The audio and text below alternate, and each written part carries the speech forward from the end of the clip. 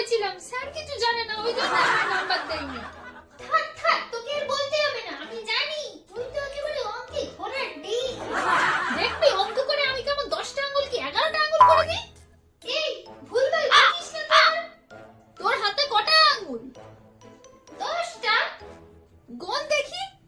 এই তো 1 2 3 4 5 6 7 8 9 10। এবার আমরা উল্টো দিক দিয়ে গুনবো। দেখ 10 9 8 7 6 কত হলো? 6। এই হাতে কত? 5। এবার যোগ কর।